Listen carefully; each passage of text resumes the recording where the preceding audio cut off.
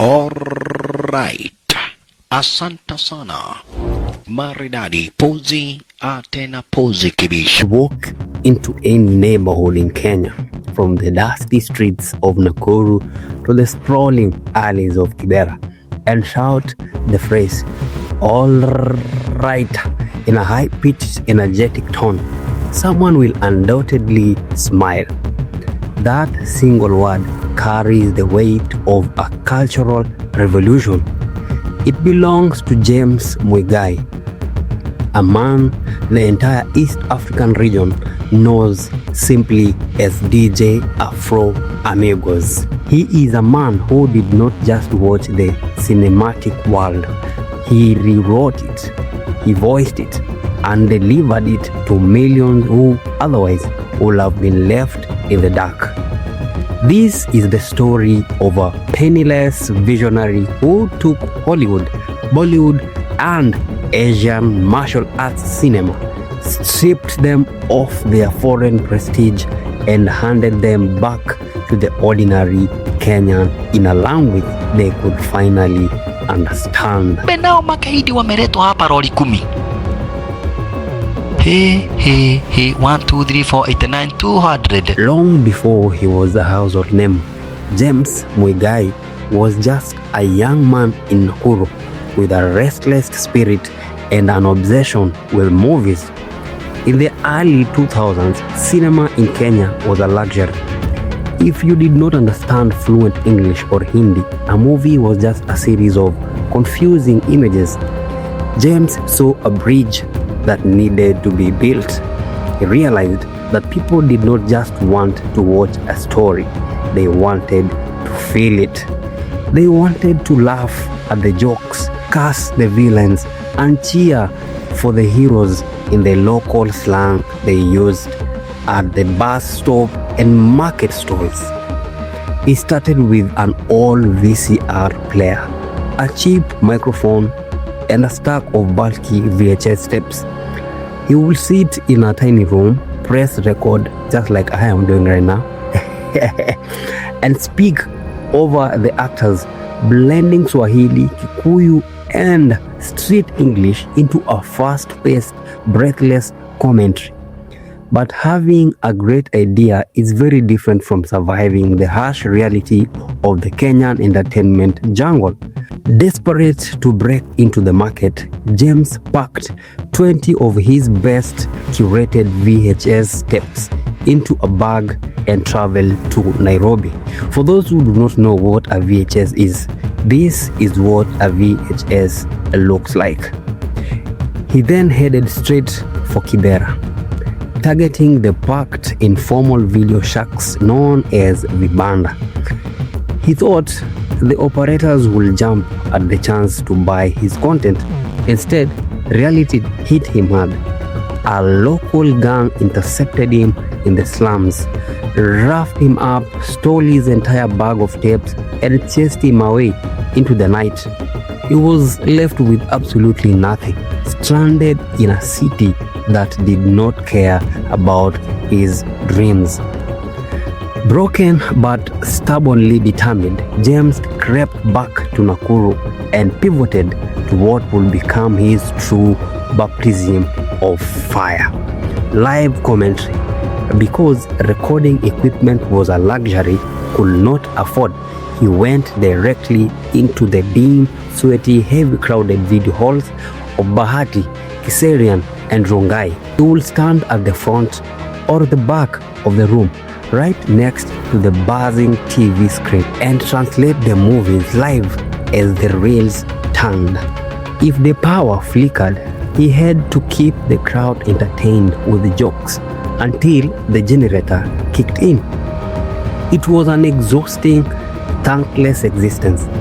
Skeptics mocked him, calling him a nuisance who was ruining the films. Oh man, you're just ruining it. Look at my lips, you're ruining it. The constant criticism and low pay eventually wore him down. Defeated, he retreated once more to Nakuru, empty-handed and deeply discouraged, wondering if he should just give up on the entertainment dream entirely. But true genius refuses to stay buried. The turning point of his life arrived through the eye of a close friend who saw past the exhaustion and recognized the raw, undeniable talent James possessed. This friend did something that changed the course of Kenyan media history. He lent James basic commentating and recording equipment. It wasn't state of the art, but to James, it was a spaceship. It meant he could leave the chaotic, unpredictable live hall behind. He could lock himself in a quiet room, control his audio, and perfect the unique rhythm that would define a generation. With this new setup, James transitioned from VHS to VCDs and DVDs. For those who do not know what a VCD or a DVD, I'm talking to the Gen Zs. This is what they look like. And the explosive era of DJ Afro Amingos truly began. He didn't just translate the dialogue, he completely reinvented the characters. A stoic Chinese kung fu master suddenly spoke with the inflection of an elder from central Kenya. American action hero running through explosive became a man running away from local deaths. He created a vocabulary that infected the national consciousness. When an action scene became too chaotic, you would scream, "Makosha!" and the audience would roar with laughter. His introductory trademark, "Cheki maneno," became a standard conversational filler across the country. The word Komoda slipped into the vocabulary of youth hanging around pool table, buses, and matatu stages. Street vendors quickly realized that a movie with DJ Afro's voice on it sold 10 times faster than the original Hollywood release. Sanada hujawaiona wengine wa vibaya zaidi, wengine kama Toto Maniro dide motowe ma akisina kichwa. His DVDs flooded the market of Nairobi, Mombasa, Kisumu, Nakuru, and even across the border into Tanzania. For an entire generation of Kenyans who grew up in the 2010s, weekends were defined by walking down to the local movie shop, spending 50 shillings and watching an action movie narrated by the legendary Komoda.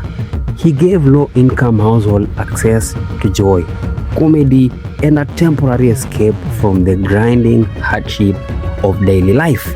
As technology evolved and physical DVDs began to fade, mainstream television networks realized they could not beat the DJ Afro phenomenon, so they chose to join it. You know, as they famously say, if you cannot beat them, join them. Stations like Gikuyu TV and Mzalendo TV brought his commentary to the national airwaves, introducing his genius to older demographics who had never set foot in a ghetto video hall. Yet, despite the massive fame and the fact that his voice was blaring from every barber shop and butchery in East Africa, James Muigai remained a ghost in his own success story. Pirates made millions off his work, copying his files into YouTube and selling bootleg flash drives, while he received only a fraction of the wealth he generated. But the story of James Muigai doesn't end with him being a victim of the industry. It ends with him conquering it, recognizing that digital distribution is the future. He chose to cut out the middleman, the pirates and the traditional TV stations entirely.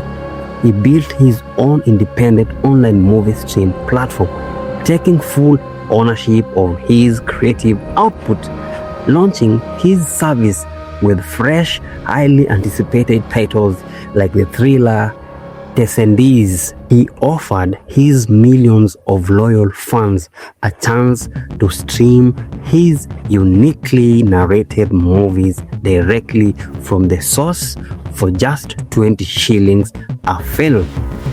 It is a brilliant full circle moment for a man who once had his VHS tapes stolen in Kibera Alley. Today, James Muigai lives a deeply private life, shielding his family from the chaotic glare of the spotlight while continuing to mentor the next crop of voice artists trying to follow in his footsteps. I hope one day I get to reach to his levels. He remains, without a doubt, the undisputed king of local commentary, the man who taught an entire nation how to watch a movie together and laugh. If you enjoy this kind of content, don't forget to like, share, and subscribe. Most importantly, subscribe so that you can support our channel grow. See you on the next video.